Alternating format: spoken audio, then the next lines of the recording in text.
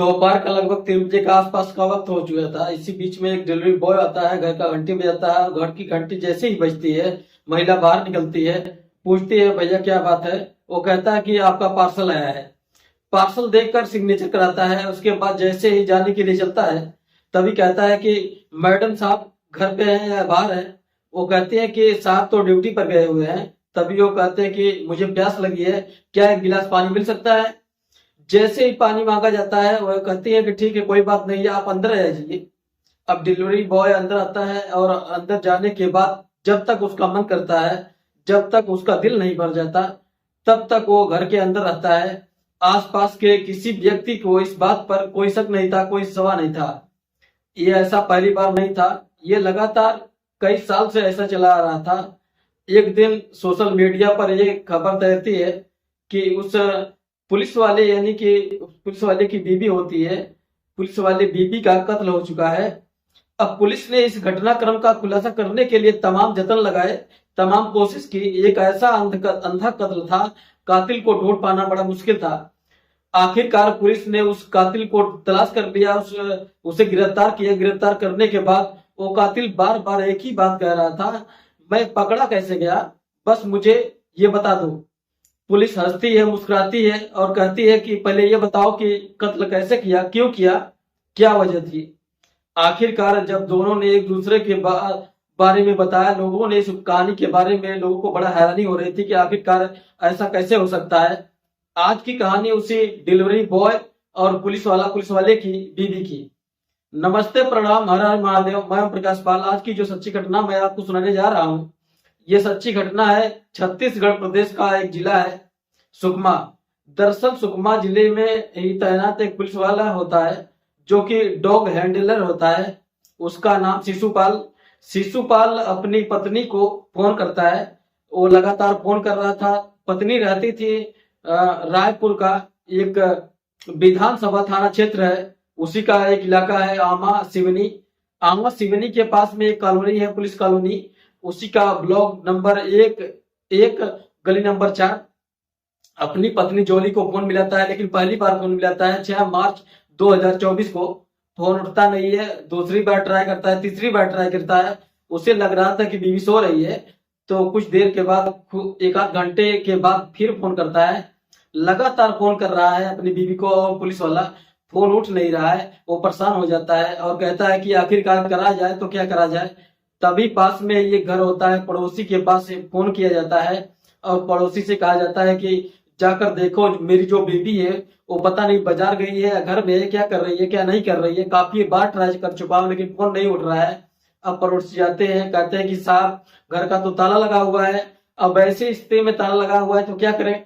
तभी वो पुलिस वाला कहता है कि घर के अंदर झांक कर देखो, हो सकता है कि कोई बात हो।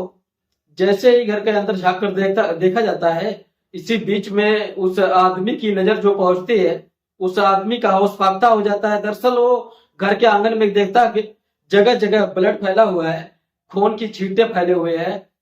और तुरंत ही वो कहता है कि कुछ न कुछ गड़बड़ हो चुकी है। तभी वो पुलिस वाला जैसे ही बात सुनता है, वो खुद पुलिस को फोन करता है। साथ ही वो जो व्यक्ति था पड़ोसी, वो भी पुलिस को फोन करता है। अब पुलिस को सूचना मिलती है, पुलिस मौके पर आती है। जैसे ही पुलिस मौके पर आती है, देखती है तो घर के बाहर ताला लगा हुआ है। ऐसे स्थिति में क्या किया जाए। तभी वीडियोग्राफी की जाती है, साथ ही उस ताले को तोड़ दिया जाता है। ताला तोड़ा जाता है। पुलिस वाले की बीवी घर के अंदर थी और नग्न अवस्था में थी, और पूरे घर के अंदर जगह जगह, कभी आंगन में, कमरे में, चारों तरफ ब्लड फैला हुआ था। ऐसा लग रहा था किसी धारदार हथियार से उस महिला को बार बार मारा गया था, जिसकी वजह से उसकी मौत हो चुकी थी। उसे उस शव को जो कब्जे में ली जाती है, उसको शव को पोस्टमार्टम के लिए भेजा जाता है। पोस्टमार्टम में भी ये खुलासा हो जाता है आखिरकार इनकी जो हत्या की गई है, वो पहले धक्का दिया गया है, उसके बाद जब सर में चोट लगती है, गिरती है, उसके बाद इन पर लगातार किसी धारदार हथियार से वार किया गया है। हत्या क्यों की गई है, पुलिस के लिए सवाल था। पुलिस के लिए सबसे पहले प्राइम सस्पेक्ट था कि आखिरकार पुलिस वाले ने तो ये काम नहीं कर दिया। पुलिस वाले की सीडियां निकलवाई जाती है, साथ ही महिला की फोन की सीडियां निकलवाई जाती है। इस मामले की जांच पड़ताल में पुलिस जुट जाती है। धीरे धीरे करके दिन बीतने लगते हैं। 5 मार्च 2024 की ये घटना होती है।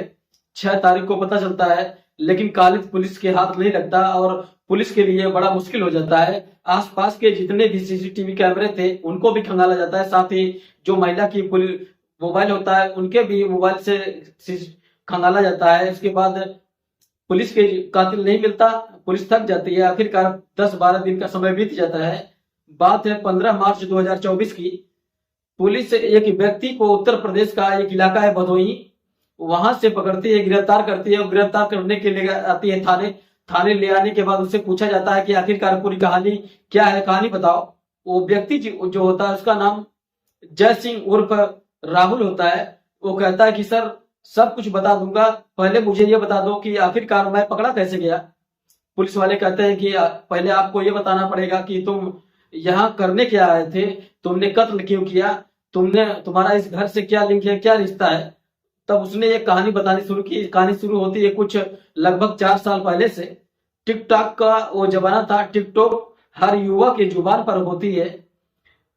चढ़ चढ़ कर बोल रहा था, अपनी वीडियो बनाया करते थे और वीडियो बनाने के बाद उस पर अपलोड कर दिया करते थे। टिकटॉक का ही बोलबाला भैया वो हुआ करता था। पुलिस वाले की जो बेबी होती है जिसका नाम जोली होता है, जोली अपनी वीडियो बनाया करती थी। ये लड़का भी अपनी वीडियो बनाया करता था। हालांकि ये लड़का मुंबई में रहकर नौकरी किया करता था, ये इलेक्ट्रीशियन का ही, और इसकी भी शादी हो चुकी थी, 2 बच्चे इसके हो चुके हैं। और ये जिस महिला के साथ वीडियो बनाया करता था उस महिला की भी शादी हो चुकी थी पुलिस वाले से। लेकिन इस बात को पुलिस वाले के घर वाले नहीं जानते थे, न ही इस लड़के के घर वाले जानते थे। वो मुंबई से रहकर वीडियो बनाता था, ये यहाँ से रहकर वीडियो बनाती थी। दोनों बात करते इस हिसाब से टिकटॉक पर लगातार वीडियो काफी चलती भी थी। अब दोनों की दोस्ती हो जाती है, दोस्ती कुछ ज्यादा होती है। दोनों आपस में एक दूसरे को पसंद करने लगते हैं, दोनों ही शादीशुदा होते हैं। अब उस महिला ने कहा कि तुमसे मिलने का मन कर रहा है, तुमसे बात करने का मन कर रहा है, आ जाओ किसी दिन मिलने के लिए। वो मुंबई से सीधा चला आता है रायपुर, और रायपुर में आता है इस महिला के पास। अब उसने कहा कि अगर यहाँ तुम आओगे, ये पुलिस की कॉलोनी है, कोई देख लेगा तो बात खराब हो सकती है, इसलिए कुछ ना कुछ अलग करना पड़ेगा। तभी उसने एक यूनिफॉर्म ली। यूनिफॉर्म थी डिलीवरी बॉय की, ताकि वो आए तो किसी को शक भी ना हो। डिलीवरी बॉय बनकर आता है, दरवाजा खुलवाता है, उसके बाद फिर एक दूसरे के साथ रहते हैं, वक्त बिताते हैं। और वो ऐसे वक्त में आता था जब पुलिस वाला घर पर होता ही नहीं था। हालांकि कई साल से इनके पुलिस वाले के पत्नी के साथ और उसका विवाद ही चल रहा था। ऐसा ही मौका मिलता है, डिलीवरी बॉय बनकर आया, घर में रहा, एक दूसरे के साथ फिजिकल रिलेशन बनाए, जिंदगी ठीक ठाक चल रही थी। 4 साल से लगातार ऐसे ही चल रहा था। आसपास के किसी भी व्यक्ति को इसका शक और कोई पता ही नहीं था। ठीक वैसे ही इस लड़के ने 5 मार्च 2024 को मुंबई के एयरपोर्ट से एक हवाई जहाज पकड़ा रायपुर के लिए, और लगभग शाम 6:30 बजे ये रायपुर पहुंच जाता है। और रायपुर आने के बाद इस महिला के पास आता है। इस महिला जोली से कहता है कि इस लड़के का नाम राहुल होता है। जोली से कहता है कि बताइए क्यों बुलाया है। उसने कहा कि मैं तुमसे शादी करना चाहती हूँ, शादी करूं नहीं तो तुम्हारे खिलाफ मैं FIR कराऊंगी, तुमने मेरा कई साल से शोषण किया। वो लड़का थोड़ा सा परेशान हो जाता है, और इस बात तो वो पूरी इरादे से आया था। अपने मोबाइल वगैरह सब बंद कर दिए थे, कोई कम्युनिकेशन नहीं था, कोई कांटेक्ट नहीं था। यहाँ आया, इसके बारे में कोई जानकारी नहीं थी। कपड़ा भी पूरा ऊपर से उसने अपने आप को चेहरे से ढक लिया था ताकि उसको कोई पहचान न पाए। घर आता है, जैसे ही बातचीत चल रही थी उसने महिला को धक्का दिया।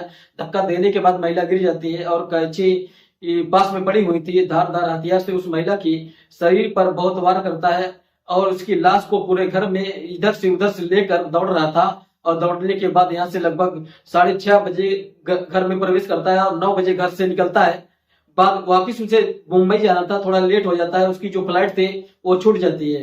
अब फ्लाइट छूट जाती है, वो क्या करे, परेशान हो जाता है। सीधा स्टेशन पहुंचता है, वहां से पूरी LTT एक्सप्रेस से भुसावली तक गाड़ी पकड़ता है। वहां से भुसावली से यानी एक्सप्रेस पकड़ता है, उससे वो उत्तर प्रदेश भदोही अपने गांव पहुंच जाता है। उसे लग रहा था कि अब इस घटनाक्रम का खुलासा नहीं होगा, क्योंकि उन दोनों की बात जब भी होती थी सोशल मीडिया के माध्यम से होती थी, मोबाइल वगैरह का एक दूसरे से इस्तेमाल नहीं किया करते थे। अब ऐसी स्थिति में उसने कहा कि मैंने कहानी पूरी बता दी है साहब, अब मैं पकड़ा कैसे गया साहब, अब ये भी बता दो। पुलिस वाले ने कहा जब तुम मुंबई के से रायपुर के लिए जब सफर कर रहे थे, दरअसल एक टिकट मिला जो दवाजी में, एक टिकट के उस घर के अंदर टिकट भूल कर चले गए थे, हम लोगों की नजर उस पर नहीं पहुंच पा रहे थे, लगातार कई दिन के बाद वो टिकट हमारे घर हाथ लग जाता है। उस टिकट के माध्यम से हमने रायपुर के जो हवाई अड्डा होता है उसके सीसीटीवी कैमरा खंगाला, साथ ही मुंबई की टीम जाती है, मुंबई से टीम जानकारी जुटाई जाती है। जब मुंबई में पता चलता है कि यहाँ हो ही नहीं, तुम अपने गांव गए हो, इसके बाद टीम तुम्हारे गांव भदोही पहुंचती है, भदोही जाने के बाद तुम्हें गिरफ्तार कर लेती है, और गिरफ्तार करने के बाद पुलिस ने उसको जेल भेज दिया है। पुलिस की कोशिश है कि कम से कम समय में उसके विरुद्ध कड़ी से कड़ी कार्रवाई कराने की चार्जशीट दाखिल करे, और ताकि उसको सजा मिल सके। साथ ही उसको पुलिस वाले पर सजा मिल रहे थे, पुलिस वाले पे, और जांच में ये पता चलता है कि पति पत्नी के बीच में विवाद भी चल रहा था। 12 साल पर लगभग शादी हो चुकी है, लेकिन इनको कोई बच्चा नहीं था, इसलिए दोनों के बीच में विवाद भी रहता था। पत्नी उससे अलग रहना चाहती थी, इसीलिए इस डिलीवरी बॉय के कहे या फिर उसे टिकटॉकर फ्रेंड कहे, उससे मोहब्बत हो जाता है और इसी से शादी करना चाहती थी। जबकि वो 2 बच्चों का बाप होता है, अपने बच्चों को छोड़ना नहीं चाहता था, इसलिए जिद के चलते इस महिला का कत्ल हो जाता है। दोस्तों, इस पूरे घटनाक्रम का सुनाने का उद्देश्य है किसी को परेशान करना नहीं, किसी का दिल दुखाना नहीं, बल्कि आपको जागरूक करना है, आपको सचेत करना है। और इसी के साथ जहां भी रहे सुरक्षित रहे। जय हिंद, जय भारत।